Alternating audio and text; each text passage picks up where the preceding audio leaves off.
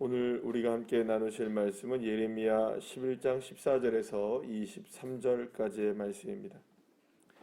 예레미야 11장 14절에서 23절까지의 말씀, 우리 다 같이 함께 한 목소리로 합독하시겠습니다. 그러므로 너는 이 백성을 위하여 기도하지 말라. 그들을 위하여 부르짖거나 구하지 말라.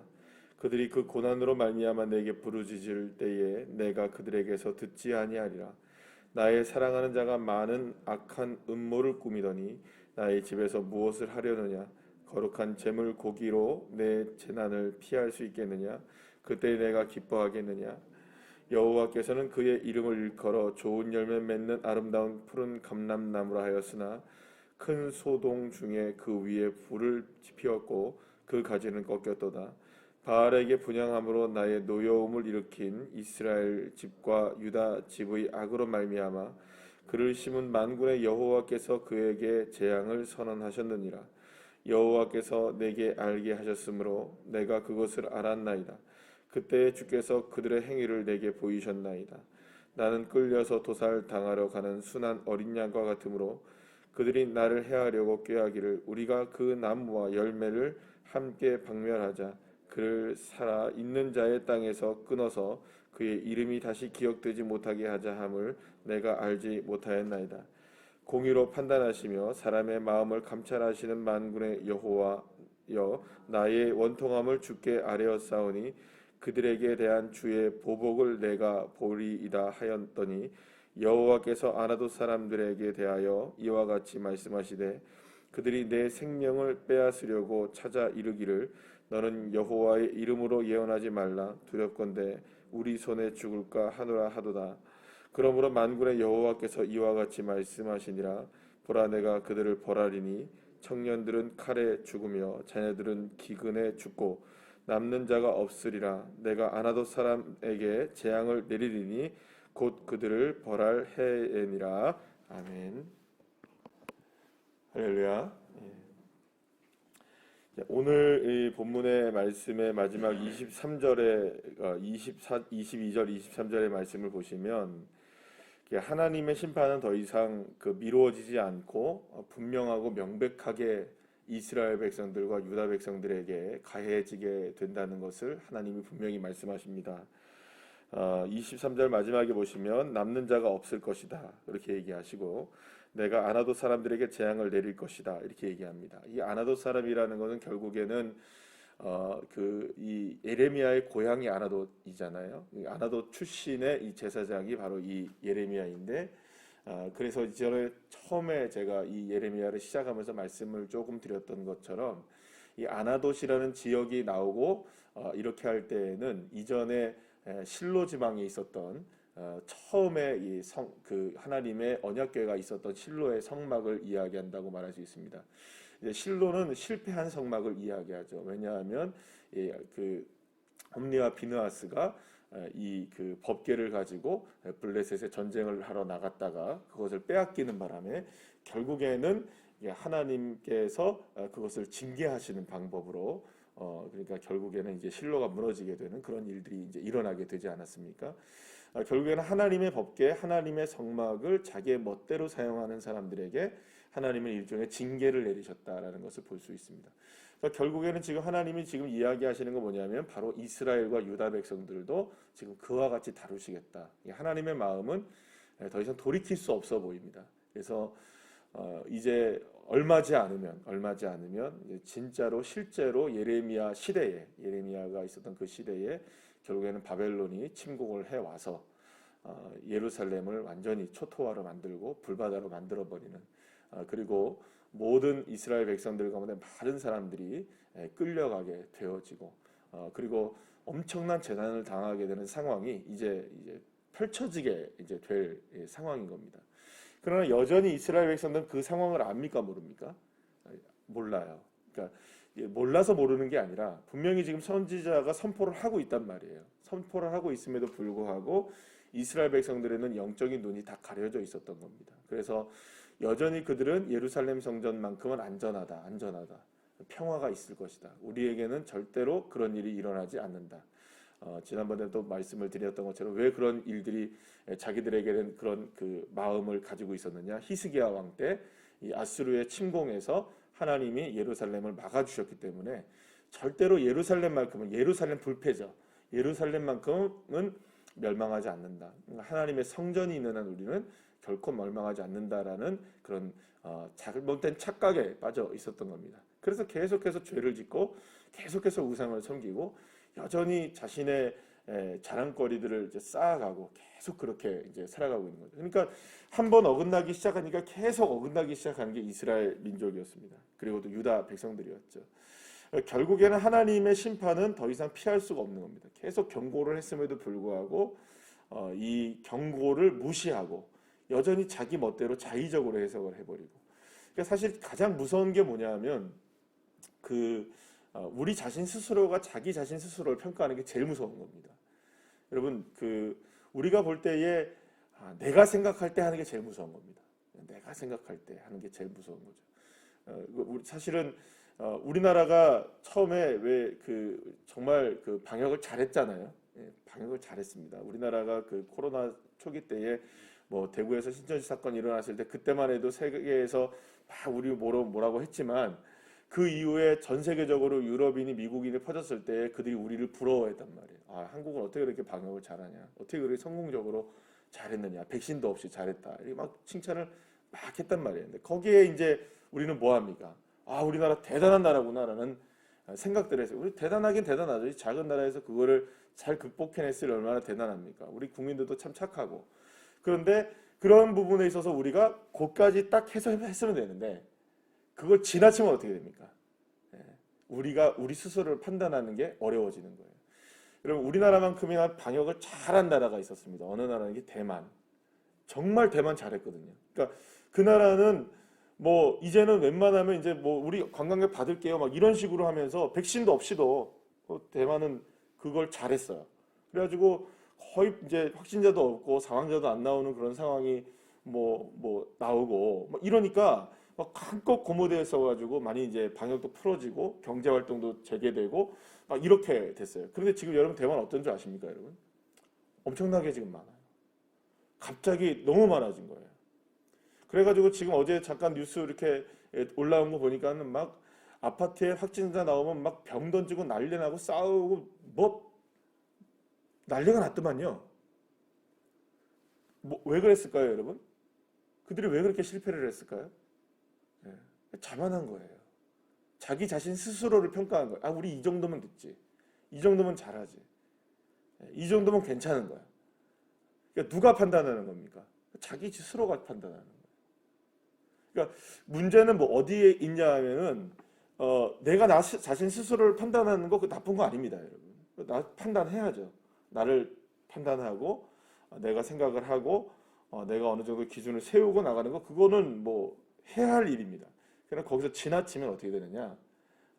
내 판단이 누구의 판단처럼 느껴지기 시작합니까? 하나님의 판단처럼 느껴지기 시작하고 하나님의 판단처럼 내가 판단하는 게 다 누구의 판단이라고 생각하는 겁니까? 이게 하나님의 뜻이야라고 생각하는 데까지 이룰 수 있다는 거죠. 그러니까 이스라엘 지금 유다 백성들의 문제는 뭐냐면 지금 다 누가 되어 있는 겁니까? 이스라엘 백성들이랑 유다 백성들 자신 스스로가 다 뭐가 되어 있는 겁니까? 다 자기 자신 스스로가 하나님이 되어 있는 상황이에요. 내가 다 판단하는 거야. 이 정도면 괜찮아. 절대로 우리는 괜찮아. 이 정도면 뭐 문제가 없지. 이렇게는 해도 돼. 그래서 언제나 자기 자신 스스로가 그거를 판단하는 기준들을 자기 스스로가 만들어내고 그러다 보니까는 결국에는 거기에 자아도취에 취해 있는 겁니다. 그렇게 되니까 판단이 안 되는 거죠. 누구의 판단이 안 되느냐? 하나님께서 원하시는 판단을 내리지 못하는 거죠. 그 길을 순종하지 못하는 거죠. 아니 왜 그렇게 생각하세요, 하나님? 우리는 그렇게 생각 안 하는데요. 나는 그렇게까지는 생각을 안 해요. 이렇게 얘기가 나올 수 있다는 거죠. 그래서 사실 여러분 굉장히 지금 하나님도 난감하신 상황일 거예요. 왜냐하면 분명히 하나님은 누구를 사랑하십니까? 이스라엘 백성들과 유다 백성들을 사랑하시고 예루살렘도 사랑하십니다. 하나님의 사랑은 분명해요. 그러나 문제는 뭐냐면 그 사랑을 저버리고 철저하게 하나님을 떠나서 자기 스스로를 우상으로 만들어버린 이스라엘 백성들을 그대로 놔둘 수는 없는 거예요. 왜냐하면 사랑과 공의, 공의와 사랑 이 두 가지는 정확한 잣대가 필요한 겁니다. 사랑도 공의도 공의도 사랑도 어느 한쪽으로 여러분들 치우치면은 사실은 두 개 다 무너지게 될 수밖에 없어요. 그렇지 않겠습니까? 여러분 사랑한다고 해서 무조건 참을 수 있습니까? 그렇지 않잖아요. 그렇다고 무조건 벌할 수 있습니까? 그렇지 않잖아요. 그래서 여러분들 이 두 가지를 정확하게 균형을 맞춰 나갈 수 있는 것은 사실은 우리에게는 사실 거의 불가능합니다. 누구만 하실 수 있는 일이야. 사실은 하나님만 하실 수 있는 일이시거든요. 자, 그런데 오늘 본문을 이렇게 쭉 읽어보면 이제 재앙을 17절에도 보시면 이제 바알을 너무나 거리만큼이나 어제도 이제 보면 우상을 섬기고 만들어 놓고 이렇게 섬기고 있으니까 하나님이 이제 재앙을 내리셔가지고 이제는 완전히 재앙을 선언하셨다 이렇게 얘기합니다. 재앙을 선언하셨다. 희망이 없습니다. 이제 희망이 없어 보입니다. 실제로 그런 일들이 벌어질 것이고, 그러니까 이스라엘과 유다 백성들 그리고 또 예루살렘 주민들과 예루살렘 성전 모든 것들에 대한 재앙은 이미 선언이 되었고 이제는 더 이상 돌이킬 수 없는 상황으로 이제 나락으로 떨어진 상황입니다. 이제 회복이 안 되는 거예요. 절망이죠, 완전히. 사실은 여러분들 저와 여러분들을 향해서 이런 말하자면 사형 선고라고 보통 얘기하잖아요. 그런 게 이제 내려진다고 한다면 우리 망연자실할 수밖에 없잖아요. 소망이 없어 보이잖아요. 그것 때문에 여러분 우리가 얼마나 만약 그런 일들이 벌어진다면 우리에게 얼마나 낙심이 될 수밖에 없겠어요. 이스라엘이 그랬어요. 그런데 여러분 오늘 본문을 14절부터 쭉 말씀을 자세히 이렇게 읽어보시면 그런데 이러한 재난과 이러한 그 재앙과 하나님의 심판과 하나님의 이 멸망에 대한 그 분명한 계획, 철회하실 수 없는 하나님이 철회하실 생각이 전혀 없으신 이 재앙의 이 그 선포의 속에서 참 하나님께서 이스라엘 백성들을 끔찍히도 사랑하신다는 사실을 우리가 알게 됩니다. 여러분들 오늘 본문 15절 말씀해 보시면 이렇게 얘기하세요. 하나님이 뭐라고 얘기하시냐면 나의 사랑하는 자가 많은 악한 음모를 꾸미더니 이렇게 얘기해요. 나의 사랑하는 자라고 얘기하세요. 여러분 이 정도면 사랑한다는 말을 쓰지 않으셔야 되잖아요. 그죠? 하나님이 이 정도로 하나님의 말씀을 떠나고 순종하지 않고 지키지 않고 행하지 않고 계속해서 하나님을 떠나고 우상을 섬기고 그러니까 여러분들 생각해 보시면 이런 겁니다. 이게 가족이 남편과 아내와 남편이 살고 있는데 아니 바람을 펴도 한 번 바람 피면 용서가 될 수는 있을지 모르겠어요. 그런데 두 번, 세 번, 네 번, 다섯 번, 10번, 100번, 1000번, 10,000번 하는 거예요, 지금. 그럼 용서가 됩니까, 그게? 그럼 그걸 갖다가 사랑한다고 얘기할 수 있겠어요? 그게 안 될 거 아니에요, 그죠? 그런데 하나님이 이스라엘 백성들을 향해 그토록 죄악을 짓고 그토록 멸망시키겠다고 말씀하시는 하나님이 이스라엘 백성들을 향하여 뭐라고 말씀하시냐면 나의 사랑하는 자 이렇게 얘기하십니다. 하나님은 여전히 진노 중에도 이스라엘 자녀들을 자신의 자녀들을 나의 사랑하는 자라고 말씀하고 계십니다. 그것뿐만이 아닌 것 같습니다. 오늘 16절 말씀해 보시면 여호와께서는 그의 이름을 일컬어 좋은 열매 맺는 아름다운 푸른 감람나무라 하였으나 이렇게 얘기하세요. 여러분들 재앙을 앞두고 나서는 이런 얘기 할 필요 있습니까? 없습니까? 없잖아요.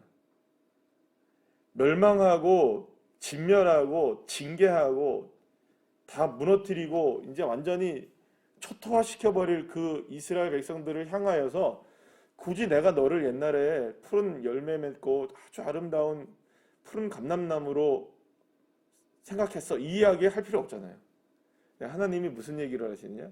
이스라엘 백성들을 만들어 놓으셨을 때 정말로 좋고 푸른 아름다운 감람나무로 내가 너를 만들었어 라고 얘기를 하시는 겁니다. 그러니까 하나님은 지금 어떤 마음을 갖고 계시는 겁니까? 이스라엘 백성들을 향하여 여전히 소망의 끈을 놓지 않으시는 거예요. 여전히 이스라엘 백성들을 향한 사랑의 끈을 놓지 않고 계십니다. 지금 그냥 어느 정도 그냥 버리시겠다 정도의 얘기가 아니거든요. 멸망을 선언하셨다라고 오늘 보면 얘기하시죠. 분명하거든요. 그러니까 철회할 수 없는 하나님의 이 선언이 선포된 상황입니다. 그런데 그럼에도 불구하고 하나님은 여전히 이스라엘 백성들 그 죄악 많은, 그리고 하나님을 떠나고 불순종하고 또 음란하고 더럽고 추악한 죄악에 빠져서 하나님을 완전히 떠나고 배반한 그들을 향하여 나의 사랑하는 자야, 너는 나의 푸른 감람나무야.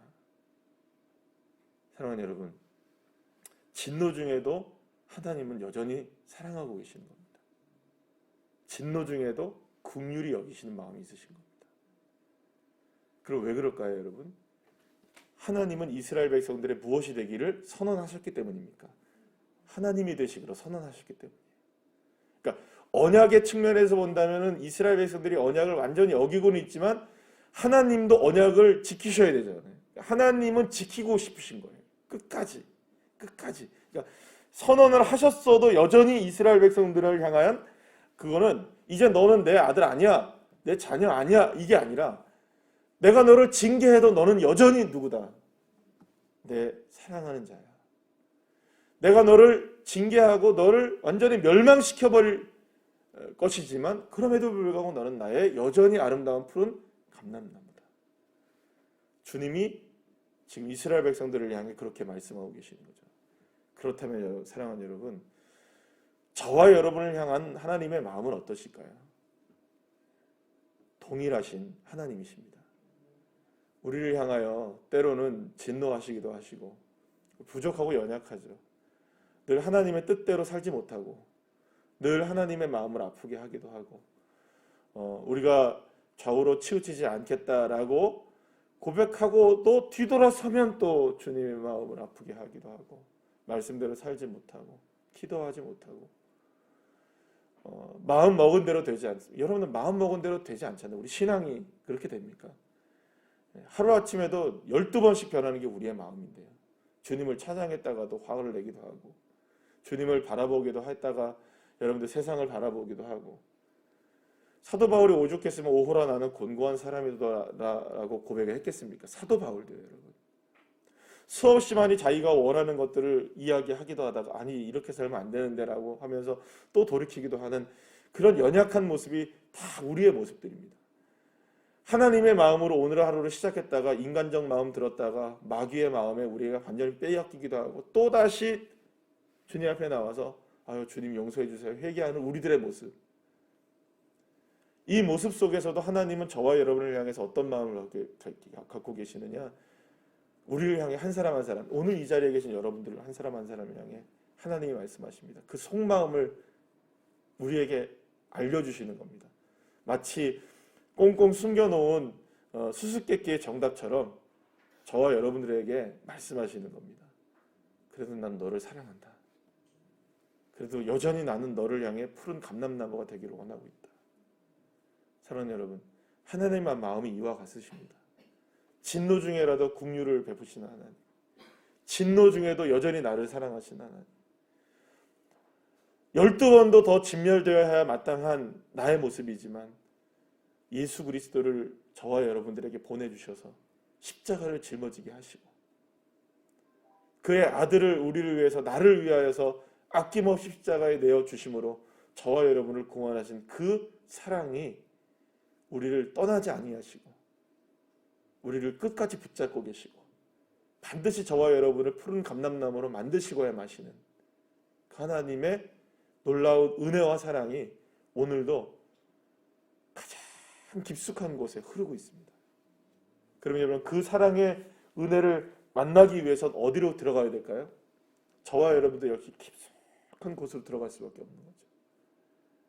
그래서 가장 낮은 자리에서 가장 깊은 곳에서 가장 사실은 어두운 곳에서 누구의 사랑을 깨닫게 되는 것이냐, 이 하나님의 사랑을 깨닫게 되는 겁니다. 이스라엘 백성들은 결국에는 멸망합니다. 멸망하고 다 무너집니다. 다 초토화됩니다.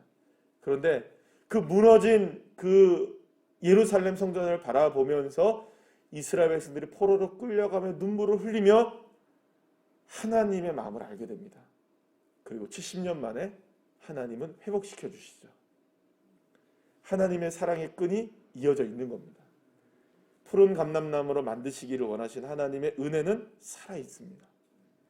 저와 여러분의 가정 속에서도 삶 속에서도 여전히 보이지 않고 여전히 우리에게는 느껴지지 않는다 할지라도 여전히 하나님은 우리 가정을 사랑하시고 나를 사랑하시고 나를 푸른 감람나무로, 우리의 가정을 푸른 감람나무로 아름답게 열매 맺게 하실 그 좋으신 하나님, 그 하나님의 사랑이 지금도 흐르고 있다는 사실을 믿고 좀 더 힘내시고 좀 더 견디시고 버티시면서 실망하지 마시고 낙심하지 마시고 진노 중에도 긍휼과 사랑을 베푸시는 그 하나님을 향해 저희는 다시금 엎드리며 주님을 향해 나아갈 때 늘 말씀드리는 거지만 한 사람이라도 깨어있으면, 단 한 사람이라도 깨어있으면 하나님께서 그를 통해 파수꾼으로 사용하셔서 새벽이 오는 미명의 그 밝은 빛을 우리가 볼 수 있게 하시는 축복을 허락해 주실 줄로 믿습니다.